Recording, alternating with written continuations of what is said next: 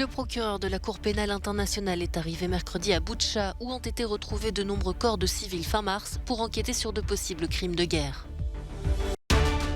À 10 jours du deuxième tour de l'élection présidentielle française, Emmanuel Macron et Marine Le Pen poursuivent leur campagne pour convaincre les électeurs.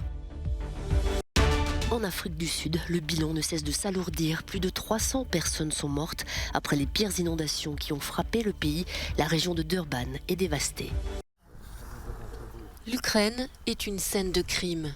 Ces mots sont ceux du procureur de la Cour pénale internationale, Karim Khan, qui s'est rendu mercredi à Boutcha, près de Kiev, où des centaines de corps de civils ont été trouvés fin mars après le départ des troupes russes, selon les autorités ukrainiennes. Alors que la Russie parle toujours de mise en scène de la part de l'Ukraine, la CPI a lancé une enquête dans la ville afin de collecter des preuves et établir si des crimes de guerre y ont été commis. Selon Karim Khan, la Cour a de bonnes raisons de penser que oui. S'il y a des crimes, les juges devront décider si oui ou non des mandats ou des assignations doivent être délivrés.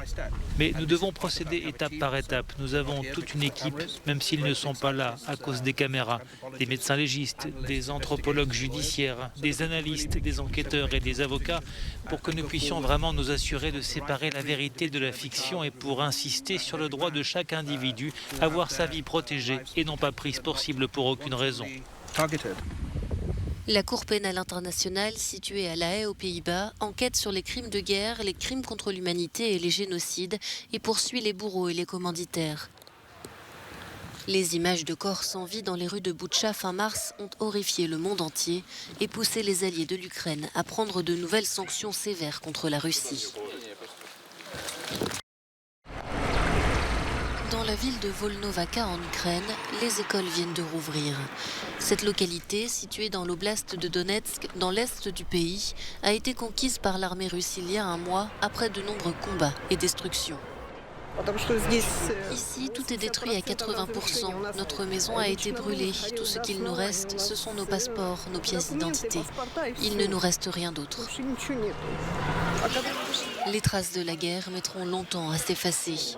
Et la présence des envahisseurs impacte déjà les plus jeunes. Ils ont regagné les salles de classe au milieu des drapeaux russes et de ceux de la République séparatiste de Donetsk. Lors de la cérémonie de réouverture des classes lundi, ils ont dû écouter l'hymne russe, debout dans la cour d'école.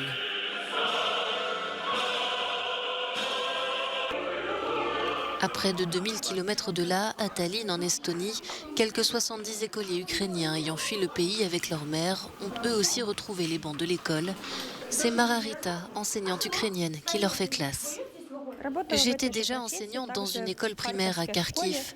Pour une raison évidente, j'ai dû quitter ma patrie. J'ai dû sauver mon enfant et partir dans un pays plus sûr. On estime que plus de 2 millions d'enfants ukrainiens sont dispersés dans différents pays européens. Tous n'ont pas pu reprendre l'école et ceux qui le peuvent doivent généralement suivre des leçons dans une langue qu'ils ne comprennent pas.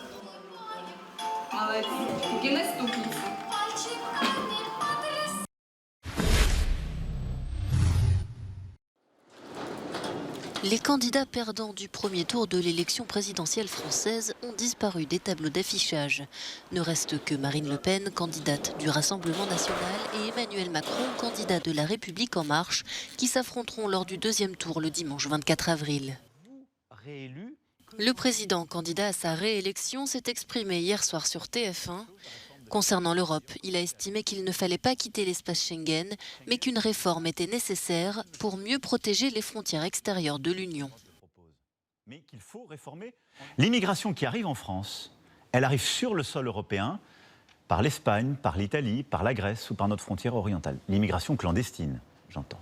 Donc il faut mieux protéger nos frontières, avec plus de forces communes et des coopérations entre nos gouvernements. La deuxième chose, nous devons accélérer nos procédures. Notre ennemi, c'est la lenteur. Quand des personnes qui sont en situation irrégulière, qui n'auront jamais l'asile chez nous, qui n'auront pas de titre, passent des mois, parfois des années, sur le sol européen, avant d'être considérées comme ne pouvant pas rester chez nous, c'est trop long. Marine Le Pen s'est exprimée sur la guerre en Ukraine. Sur la livraison d'armes, elle estime que la ligne entre l'aide et la co-belligérance est mince. Oui pour les éléments de défense, les instruments de défense. Oui pour le renseignement, bien sûr, évidemment, Je suis plus réservé, évidemment, sur la livraison d'armes directes. Dès que la guerre russo-ukrainienne sera achevée et aura été réglée par un traité de paix, je me prononcerai en faveur de la mise en œuvre d'un rapprochement stratégique entre l'OTAN et la Russie, comme cela avait été naguère envisagé. C'est l'intérêt de la France et de l'Europe, mais aussi, je crois, des États-Unis, qui n'ont, même dans l'hypothèse d'une réticence de Washington à envisager une Europe de Lisbonne à Vladivostok, aucun intérêt à voir émerger une étroite union sino-russe. La candidate du Rassemblement national se rend à Avignon ce jeudi où elle donnera l'un de ses 2 meetings d'entre-deux tours. C'est l'une des pires tempêtes de l'histoire du pays. En Afrique du Sud, le bilan des inondations qui ont dévasté la région de Durban ne cesse d'augmenter et fait état de plus de 300 morts. Encore sous le choc, ces familles endeuillées ont reçu la visite du président Cyril Ramaphosa qui a promis l'aide de l'État. L'Afrique du Sud est généralement épargnée par les tempêtes qui accompagnent la saison cyclonique. Cette fois, le pays a été submergé par l'eau, les précipitations les plus importantes jamais enregistrées depuis plus de 60 ans. Des intempéries qui ont laissé derrière elles un paysage de désolation. Des routes et des collines ont été emportées par de gigantesques coulées de boue. Les maisons se sont effondrées. Ces précipitations ont entraîné des coupures d'électricité et l'approvisionnement en eau. La province du KwaZulu-Natal, qui comprend la ville de Durban, a été déclarée zone sinistrée. Les autorités disent faire face à un afflux de corps dans les morgues. Des dizaines de personnes sont toujours portées disparues. Les secouristes décrivent un cauchemar. L'armée a été mobilisée. Les habitants sont appelés à la plus grande prudence car de nouvelles pluies sont prévues dans les prochains jours. New York peut enfin respirer. Après plus de 24 heures de cavale, Frank James a été arrêté à Manhattan. Il est soupçonné d'avoir tiré dans le métro new-yorkais mardi matin, faisant 23 blessés. Selon la police, après une vaste opération, il a été arrêté ce mercredi et sera poursuivi pour attaque terroriste. Frank James comparaîtra devant un tribunal fédéral de Brooklyn et encourt une peine de prison à perpétuité. Des centaines de policiers de New York ont travaillé sans relâche au cours des 30 dernières heures pour appréhender le suspect. Cette réussite repose sur la coordination avec nos partenaires du FBI, l'unité spéciale de lutte contre le terrorisme, l'ATF, le centre de renseignement sur les armes à feu et la task force régionale dirigée par les services de l'US Marshal. Nous avons pu réduire son champ d'action rapidement. Il n'avait plus aucun moyen de s'enfuir. Ses motivations restent obscures pour le moment. L'homme, connu de la police, avait déjà été arrêté à 12 reprises à New York et dans le New Jersey, notamment pour des infractions sexuelles, un vol et un trouble à l'ordre public.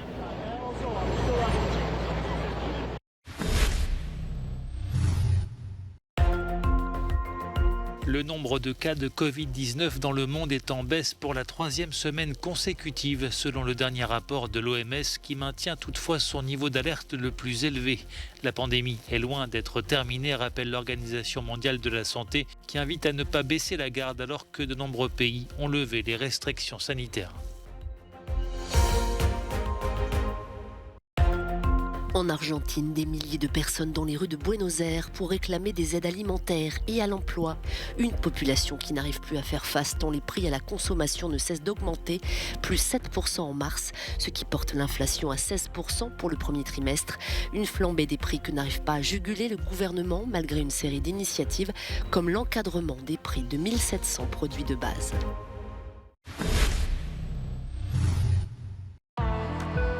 Les demi-finales de la Ligue des Champions opposeront des clubs espagnols à des clubs anglais. Manchester City a validé son billet ce mercredi soir en obtenant le nul 0 partout sur le terrain de l'Atlético de Madrid malgré 13 minutes d'arrêt de jeu. À l'aller, les hommes de Pep Guardiola l'avaient emporté 1-0. Pour une place en finale, ils seront opposés au Real Madrid.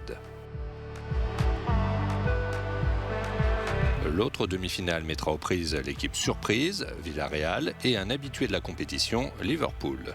Les Reds, qui menaient 3-1 à un quart d'heure de la fin de la rencontre, grâce notamment à un doublé de Roberto Firmino, ont pourtant concédé le nul 3 partout face à Benfica. Mais ils avaient fait l'essentiel lors du match aller en s'imposant 3-1 au Portugal.